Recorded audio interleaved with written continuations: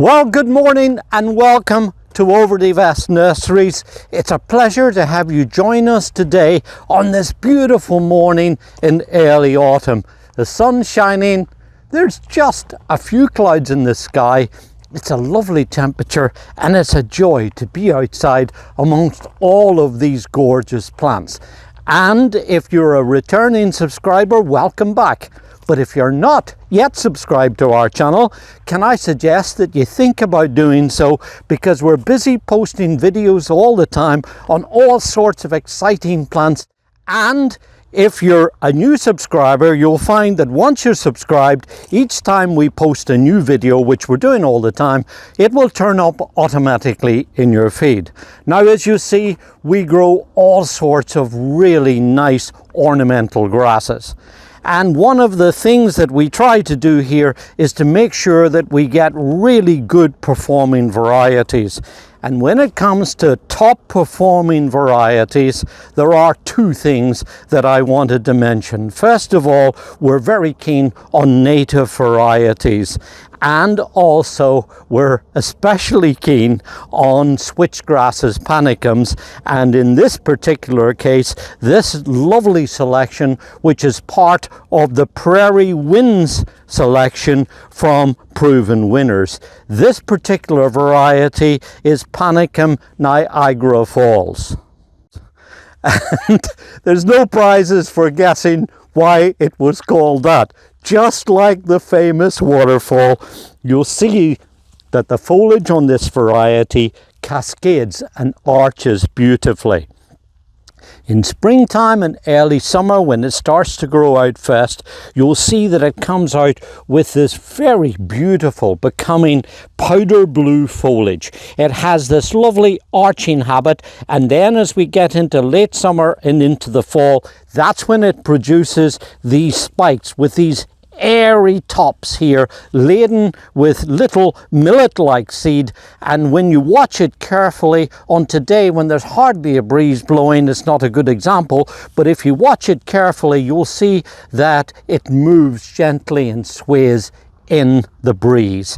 That melodic movement is something that's very special about having grasses in our garden. And of course, the common name of panicums is the switchgrass. Now that comes from the sound of the foliage and the plant moving in the breeze. And that means that this and the other varieties too are wonderful for planting somewhere near your home, especially putting like around a patio or a sitting out area, because being in the garden in a tranquil setting on a day like today, it's just beautiful to have not only the beautiful architectural quality that you see here, but also the sense of movement with the plants and also the sound too. And of course, gardening is all about pleasure and enjoyment. And if you're able to bring those elements into planting your garden, then obviously that's what helps to make all of our gardens so important, so special, and so relaxing. And so the tranquility and beauty and sound of having plants in our gardens is, for me, what it's really all about. Now, this variety gets to about 4 foot high, and it's also quite wide. Now, we have other varieties that grow up tall and thin, and ones that have different characteristics. But this is one that makes a nice big full plant, and yet one of the fabulous things about this selection is that it's very sturdy. It's got this upright, sturdy habit that means that it doesn't flop and fall over the place like some of the older selections.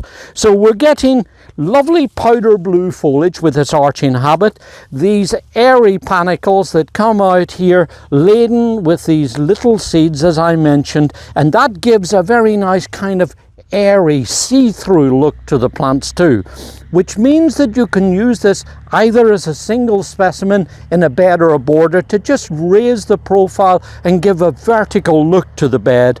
But if you have like a path or a driveway and you're looking for something that will accentuate the shape of that, then a line of these would be really perfect.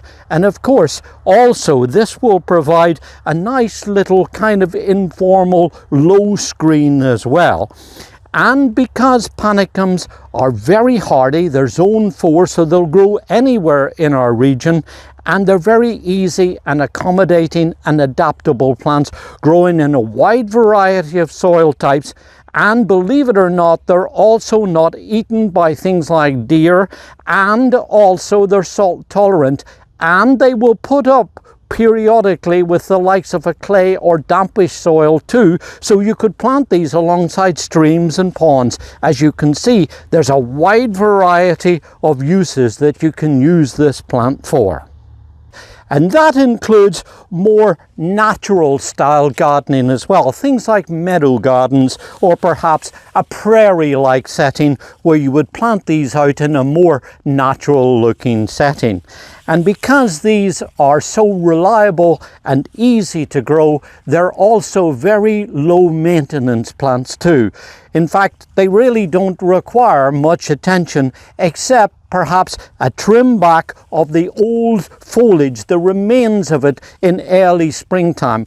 I like to leave the foliage on during the winter time because it often provides a place for insects and small mammals and even birds to shelter during the worst of the winter time, and also the remains of the foliage is often used as nesting material.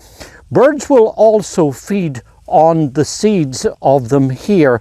And also what I would say to you is, don't be freaked out if at one point you come out and find caterpillars on the foliage, because Panicum switchgrasses is an important larval host for things like skippers, the little butterflies. So if you see caterpillars on there, that's nature doing its thing. So they're hardy, adaptable, very dependable, very attractive and reliable, as you've seen. The foliage is lovely for cutting, and these seed heads can be dried and used in dried flower arrangements too. And one final point I would mention, and that is that they don't need a whole lot of extra nutrition too. You see, when we grow them here in the containers, they already have slow release fertilizer in them. That means that after you take them home and plant them, they've got enough nutrition to keep them going, certainly in the short term. But also it's important to mention that unlike many other plants that we would grow in the garden, these actually do better without a whole lot of fertilizer given to them. You'll find that when you plant them out in an average garden soil, that they will grow and receive basically all the nutrient that they need, especially if you're putting in some planting compost, which you should do when you put them in first. And then they'll be sturdier and stockier and bushier and not flop over so much as if you give them too much fertilizer. Sometimes when I'm talking to people, they're saying about how some of their native grasses tend to be floppy and fall apart. Well, a lot of that is caused by them being in too rich of conditions. And you'll also find, and this is really great, in that once they get established and they get the root system well into the ground, that they're remarkably drought tolerant too, which all adds to that low maintenance aspect that I was talking about. And just to give you a little bit more information about its background, this is a selection that was created by our good friends at Walter's Gardens in Michigan. They made the cross in 2014 and then selected this one seedling out in 2016. It's a cross between another variety in the Prairie Wind series, one called Apache Rose, very nice one, and an older variety called North Wind.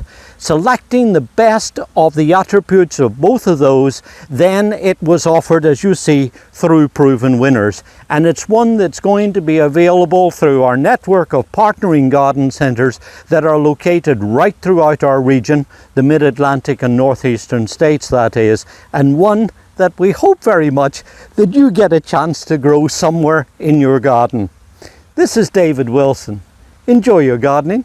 It's good for us and it's very good for our environment too.